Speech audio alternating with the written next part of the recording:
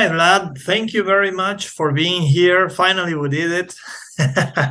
I'm Glad to be here. Yeah, it's great, man. Thank you very much. So, can you start out by talking a little bit about you, your background, and why you are into this VC world? Sure thing. Happy to give kind of a quick ramp up of my career. Born and raised in Bucharest, Romania. Came to the States initially for college in Rochester, New York, out of all the places. So had my experience of cold weather. Started a company in the tech space while I was there. Got an acquisition offer for it about 12 months after we started. One thing led to another. Got into startup studios, incubators, and accelerators. Published a book on the rise of platform in VC before platform was like a hot topic. Yeah. Then that was kind of the pipe into VC initially with FF in New York in platform ops, then business school at Macombs in Austin while I was with View Venture Partners, primarily doing enterprise software investing at the Series A, and then moved over to Miami to run the East Coast for a group called the Short Syndicates, about a group of 800 family offices and high-net worth individuals, led 11 transactions across pre-seed and seed and being part of another 70. Did about 40 angel checks myself outside of that. And then last year joined Field Venture Capital, where I'm right now, focusing primarily on enterprise software and fintech infrastructure at the Series A, with some work at the seed stage as well. Yeah, that's an amazing introduction. And probably we're gonna chat about how to pitch, but your pitch was perfect. So tell us a Fantastic. little bit about Fuel and the connection of Fuel with Latam. How do you guys see the region, the opportunity so far, and moving forward? Sure thing. So, I'm going to start with a brief history of Fuel because I think it's important and relevant to this whole conversation. So Fuel was actually born in Miami with one of the OG funds that are based here. We also do have an office in Madrid, Dubai, and Guatemala City. So we are global by nature, but we're headquartered in Miami. And as a result of that, Latam and Europe played a role in our investing strategy. We're coming up to our fourth fund. So we've deployed our first three funds. And if you look at the portfolio composition, it's almost a half US, but then it's about a quarter Europe and a quarter Latam. And the reason behind that is because we want to diversify globally. That's actually one of the pitch that Fuel had in front of the LPs, is the ability for them to get access to mid-stage and later stage opportunities globally. And Latam was a natural extension, both from the LP perspective. We have a lot of family offices and individuals from Latin America on our own cap table, and as well as our network that developed from Miami south from here. And I think people listening to this are very familiar with Miami being the mini Latam of United States. So that's where the connection is. Yes. And this is what we're trying to do, right? Building bridges in between US and Latam. At the end of the day, we are the Americas. So it's a huge opportunity moving forward. And it's something that we in Utopia we see. So it's great that you're talking about Fuel, the investment thesis, and a little bit about how you guys see the extension of your investments. Now that you have talked with many Latam entrepreneurs, what do you think are the main differences in between a US founder and a Latam founder? It's an interesting question on the founder side, and I think it comes down to two things. Like, one of them is the network. Obviously, the network in venture capital, you do see it a little bit more developed on the US based founders, and as a result of that, the conversations with founders are a little bit different. I think founders from the Latam region are much more down to earth in terms of valuations and revenue growth, and I do think they're getting corrupted a little bit, unfortunately, by this kind of Silicon Valley mentality over the past few years. But you do see many more good deals in Latin America, much more post-revenue, post-traction, post-product market fit. And with people who want to build companies and see venture capital as an extension of growth, rather than venture capital as kind of a sexy badge of honor that you must have in order to get to the next cocktail party. And I think that to some extent, kind of social cultural perspective of venture capital between two founders changes a lot of the conversation that you're having with them. And so far, I've only had amazing experiences with founders in the region. And quite frankly, you can find a lot of unbelievable investment opportunities there, with the caveat that access to post Series A investing is more difficult. And most of those folks do end up coming to the United States for growth capital, whereas the pre-seed and the seed ecosystem, specifically around like Mexico, Colombia, Chile, and Brazil, are developed enough to sustain, and Argentina, to sustain that early stage innovation. The growth capital is not there yet. So I hope this kind of answers a little bit the question, but that's been kind of the cold thoughts on the perspective there. Yeah, and you were talking about the capacity and their network of US founders. How do we, make that bridge a shorter one? How can Latin American founders tackle that problem and kind to level up with US founders? Yeah, I think there's two elements to answering that question. Number one, and I've definitely seen that.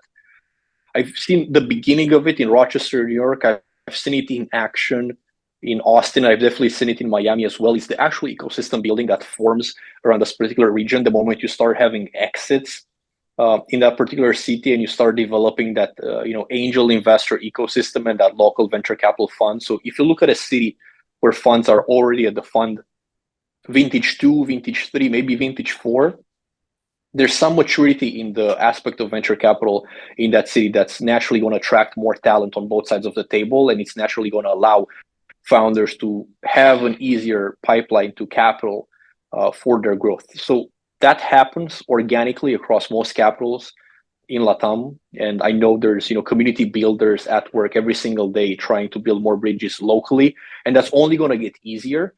Now, the second part to that answer, which is like, what do you do in the meantime, right, until you have a Silicon Valley in Mexico City or in Bogota?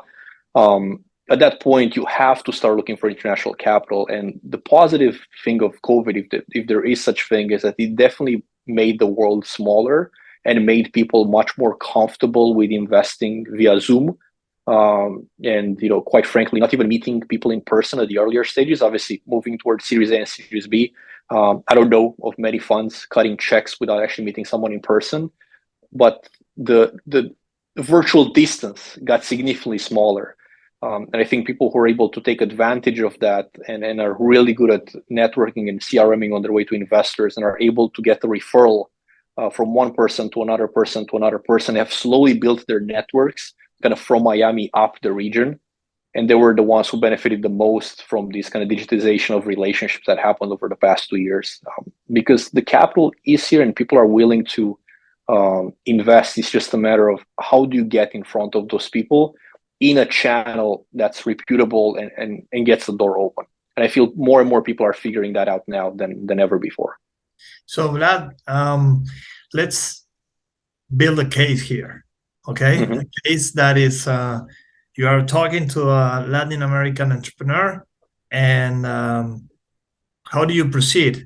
Do you guys do the due diligence, and at one point you get to meet in person? Is that usually in Miami? How does it work in general for a founder from or a startup coming from Latam? Yeah, so it depends. It's usually a meeting in person for sure.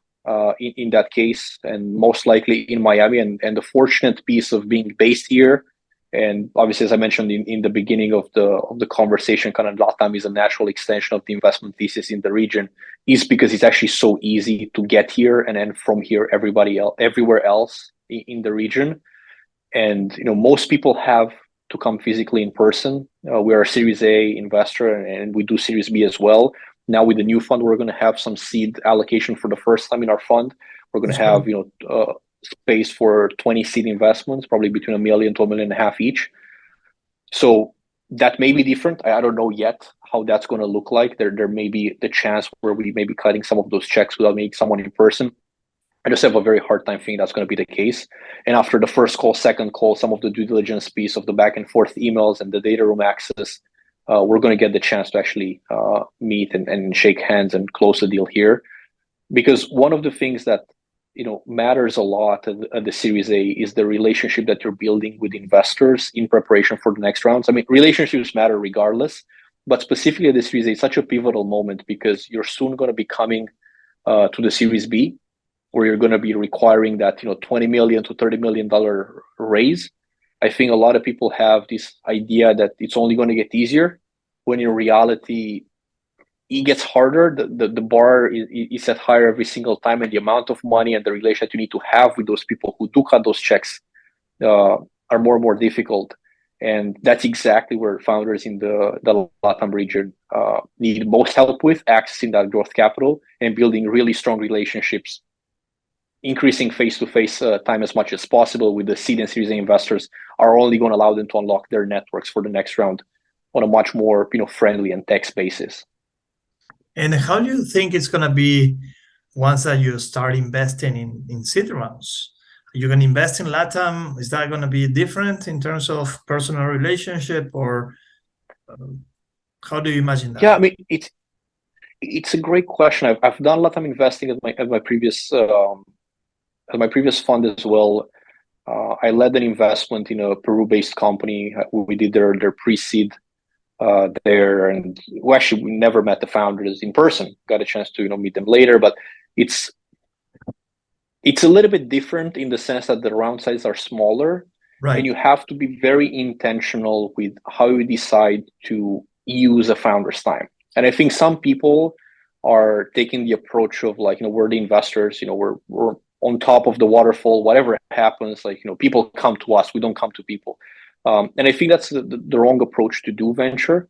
And I've definitely seen people at the pre-seed and the seed stage wasting, founders' time and capital to have them physically come into certain places where, quite frankly, with a $750K seed, coming to Miami twice just to get a no, it's not the right use of capital.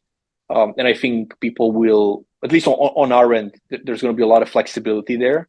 But I think in general, people are realizing more and more that, deals can happen remotely, and it's okay. It's part of the new phase of global investing. And if you're not comfortable with that, you'll have to start rethinking your strategy of early stage global investing. Maybe that's not your strong suit, right? Because you can't get comfortable with a deal without meeting the person in person. Yeah. Right. Yeah, and let's talk a little bit about the deal. Do you see kind of a difference in between the deal that you will propose to a US-based company on regards of one that is coming from Latam? Is there, in the market, they're saying there is a penalty for coming from Latam, or specifically from specific countries in Latam? Let's say Venezuela, sometimes Argentina. What is your perspective on that? I think, call it a penalty, call it a discount, or however you want to phrase it. I think it's just a matter of underwriting the right risk at the right stage. And I think on our end, we're trying to be as fair as possible and try to, underwrite the risk at hand. And quite frankly, a Latam based in a, troublesome political environment with a founder who's not really connected and will most likely need more assistance at the next stage of funding to be able to raise that round, that's just another risk you have to underwrite and by default reduce the valuation to it. So I don't think it's necessarily a penalty in Latam. I think everything is on a case-by-case basis. And quite frankly, a founder based in the United States that has not really networked or developed any relationship with other investors will receive the same valuation haircut that a Latam-based founder would, because we know that it just increases the risk of the next round not happening if we don't step in and get the right syndicate going on. Whereas in terms of the political unrest or the economic situation, I think at that point you get into a more country by country specificity, and you have places like Mexico or Brazil have valuations relatively stable and comparable to United States, and you see countries like Peru and Venezuela and more recently Chile and Argentina, right? Like have several different discounts depending on the current political leaders in the place, and that's just a factor of the economy and their ability to grow and be under overregulated, etc. I mean, it's just the same macroeconomic underwriting that we do for any global deal whatsoever. Yeah. Okay. Now talking about the context and meaning, Silicon Valley Bank and Web3 and you name it. There are so many waves of change. How do you imagine the next couple of years for Latam startups from a US VC perspective? Is this going to be a better scenario, and why so? Yeah, I mean, that's a spectacular question. And quite frankly, I don't think I have an amazing answer to it, in the sense that I've spent some time thinking about it, but not enough to be able to give a really educated opinion. So I'm going to give, some of my cold thoughts, and, I hope for, everybody listening and taking a note, we're going to be able to fact check this, a few years later and kind of hold me accountable on this. But I think this is not off the record.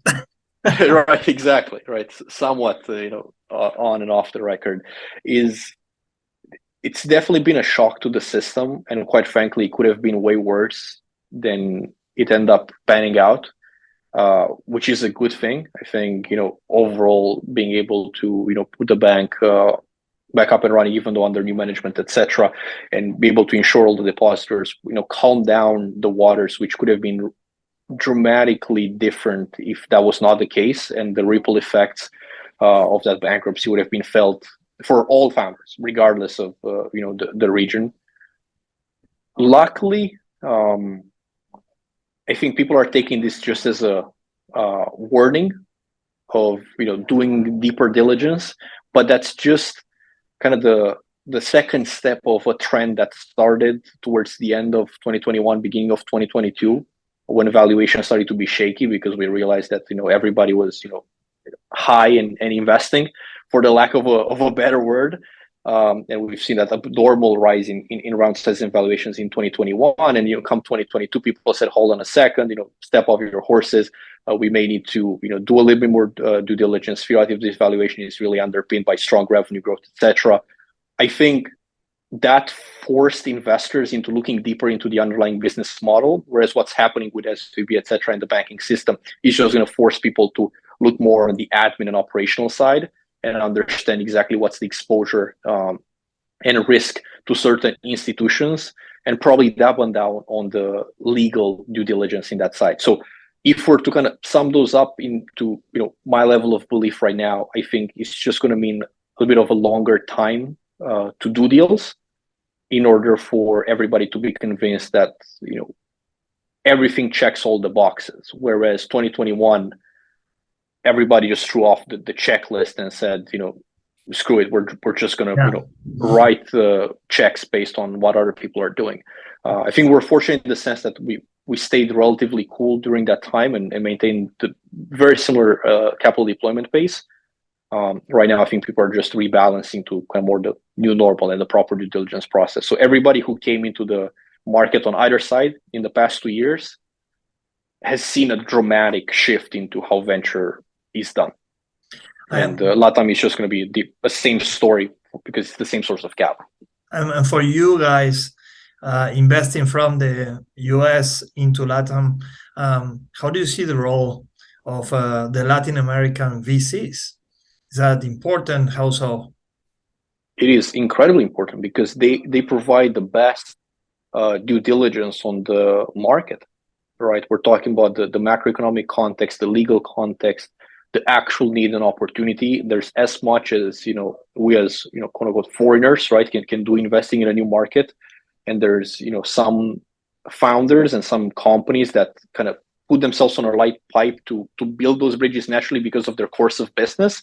And there are some companies who, just by the way they operate, they're only going to work in a specific region, let's say Colombia or Venezuela. So on that end, there's not going to be much bringing business into the United States. It's just going to be you being comfortable taking a risk in that particular country, and having local investors vouch for that, and building strong relationships and trust with those investors is really important. And that's something that I've been very mindful, starting looking at the region about 2 years ago, to build relationships with investors in the region, because that's how you're going to find out about deals on both sides. And that's how you're going to be able to back channel into what's legit and what's not. And quite frankly, there's it's not Latam, it's across the world. A lot of opportunities that may sound great on paper, and the reality is very, very different. And having someone actually there understanding, the different grains of rice is really important. Vlad, we try to keep this in under 20, 25 minutes. So we're awesome. Achieving to the end. I think that it was a great conversation. Any final thought on regards of the entrepreneurs from Latam in their pitches and their approach to US VCs? What are your tips over there? Yeah, I mean, the biggest tip and has always been the same is build meaningful relationships. Any investor is in the market for the right opportunity. So find a way to be relevant and find a way to connect with the right person, even if it takes longer. Don't wait until the last minute. If your first interaction with the VC is, I need to raise money, and you've never met that person, you're a little bit too late to build a relationship. So, spend time in advance, be proactive, and work your network. It's simple to have a conversation, let's say every 2 weeks, and over the course of a year, you get over 20 different conversations with VCs, even before you raise, and people are willing to open up their networks and their calendars for you. You just have to figure out where you can provide value, where there's a meaningful conversation. Because on our end, we do a lot of our research through the founders. And by meeting incredible people, building and innovating in new spaces, that allows us to inform what is the market and how it's looking. So we benefit as well from those conversations. If you're doing consumer biotech, do not reach out because we don't do that. If you're doing enterprise fintech, do reach out. And understanding where that fit is, it's really, really important. So do your research and network early in advance. Vlad, it's been a pleasure to have you. Thank you very much. It was very insightful and a lot of value in everything that you mentioned. Thank you very much for Thank you very much, Diego. Really appreciate the invitation. To meet in person soon. Fantastic. Grab a coffee in Miami when you're here. Thank you. Bye-bye. Thank you.